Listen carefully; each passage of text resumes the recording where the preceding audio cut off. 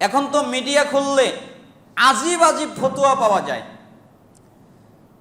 যেমন কিছু আলেমদের ফতুয়া দেখলাম, বর্তমান পূজা হচ্ছে না, আলেমদের ফতুয়া যে তাদের মণ্ডপে গিয়ে গজল গাওয়া এটা বৈধ। কেন?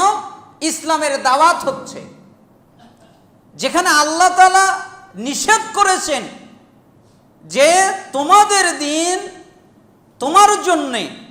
তার মানে তাদেরকে ইঙ্গিত করে বলা হচ্ছে তোমাদের দিন তোমাদের জন্যে। তোমাদের দিন মানে তোমাদের শিরক, তোমাদের দিন ইসলাম নয়, তোমাদের দিন নাজাত প্রাপ্ত দিন নয়, তোমাদের দিন নাজাত দিবে না, তোমাদের দিন কল্যাণ দিবে না। এর জন্য অনুবাদ হবে তোমাদের দিন লাকুম দীনুকুম ওয়ালিয়া দিন। তোমাদের দিন মানে তোমাদের শিরক তোমাদের জন্য, আর আমাদের দিন মানে আমাদের ইসলাম আমাদের জন্য। তোমাদের শিরক তোমাদের জন্য আর আমাদের ইসলাম আমাদের জন্য। কিন্তু অনেকেই বৈধতা দিচ্ছেন। আসার সময় আমি একটা আর্টিকেল পড়লাম, মোহাম্মদ বিন সালেহ আল মুনাজ্জিদ হাফিজাহুল্লাহ, উনি লিখেছেন যে বিধর্মীদের অনুষ্ঠান উপলক্ষে কেউ যদি সাধুবাদ জানায়, শুভেচ্ছা জ্ঞাপন করে, এর বিধান কি? তাতে তিনি অনেক সালাফদের কওল উল্লেখ করেছেন। কিছু কিছু সালাফ এটাকে কুফরি বলেছেন, আর অধিকাংশ সালাফ বলেছেন এটা হারাম। জিনা, সুদ খাওয়া, মেয়ের সাথে অবৈধ সম্পর্ক করা, মদ পান করা যেরকম হারাম পাপের কাজ, অমুসলিমদের অনুষ্ঠান উপলক্ষে শুভেচ্ছা জ্ঞাপন করা ওই একই পাপের কাজ, মারাত্মক হারাম। সে যদি আপনাকে শুভেচ্ছা দেয়, আপনি তার জবাবে শুভেচ্ছা হয় এইরকম কোনো শব্দ প্রয়োগ করতে পারবেন না, তাহলে আপনি তার মতো হয়ে যাবেন। অথচ কত রকমের ফতুয়া চলছে। আল্লাহ সুবহানাহু ওয়া তাআলা আমাদেরকে হেফাজত করুন, আমাদের দিনকে হেফাজত করুন।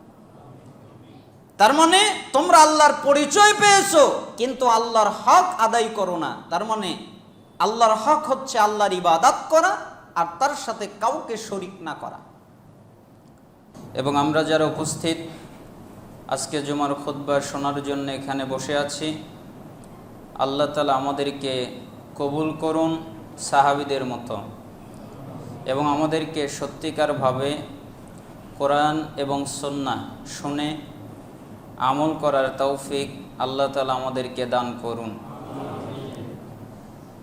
আমরা যদি শুধুমাত্র কোরআনের আয়াতগুলো শুনি অথবা হাদিসগুলো শুনি, তাহলে তার হক আদায় হয় না। এজন্যই সালাফরা বলতেন, ইয়া আসহাব আল হাদিস আদ্দু যাকাত আল হাদিস, হে আহলে হাদিসগণ, তোমরা হাদিসের যাকাত আদায় করো। হাদিসের যাকাত কি? তোমরা যেই হাদিসগুলো শুনছো, অন্তত পক্ষে তার মধ্যে কিছু হাদিসের উপরে আমল করো। যেমনভাবে তোমরা তোমাদের সম্পদ থেকে সম্পদের যাকাত বের করো কিছু অংশ, ঠিক তোমরা যে হাদিস শুনবে তার মধ্য থেকে কিছু আমল করো। কিন্তু আমরা বলছি তা নয়।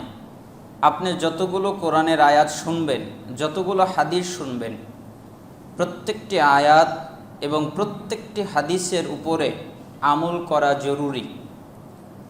আয়াতগুলোর উপরে তো ঈমান আনতে হবে এবং তা অনুযায়ী নিজেদের জীবনকে পরিচালিত করতে হবে, তা না হলে বাঁচার কোনো পথঘাট নাই। সূরা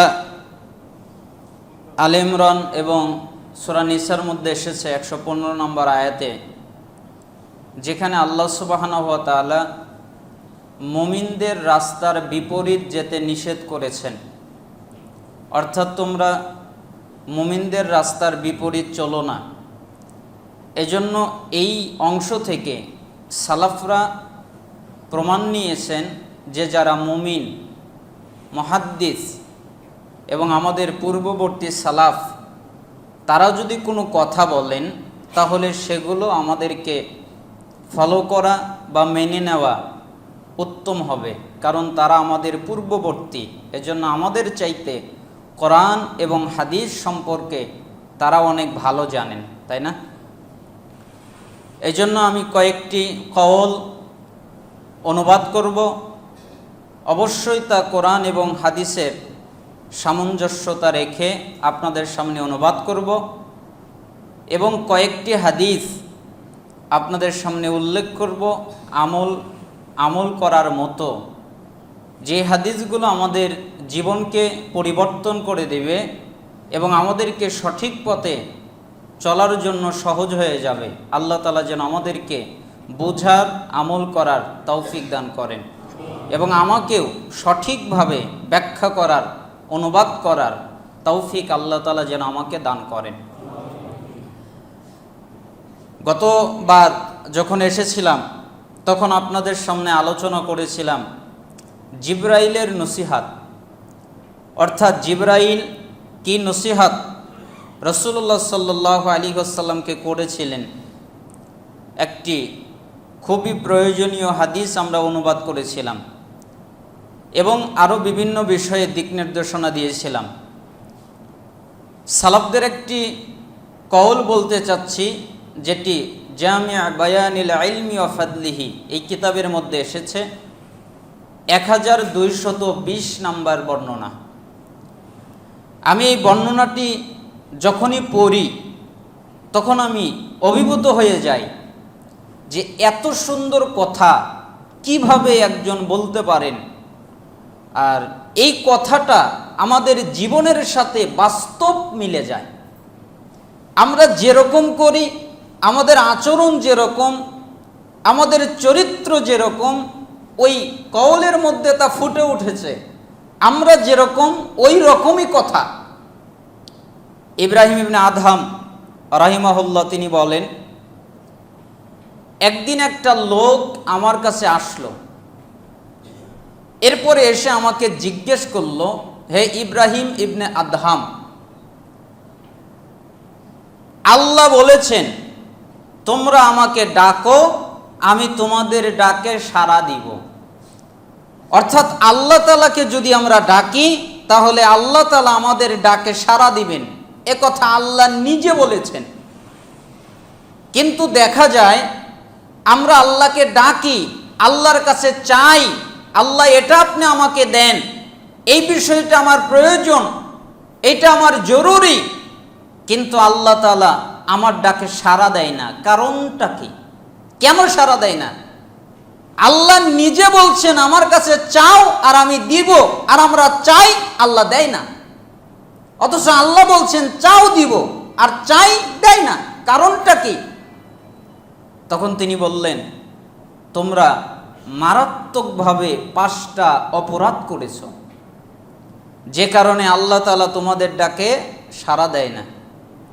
তখন তিনি বললেন, তা কি জানো? শোনো, আরাফতুমুল্লাহ ফালান তুআদ্দু হাক্কাহু, তোমরা আল্লাহর পরিচয় জানো, আল্লাহর পরিচয় জেনেছো।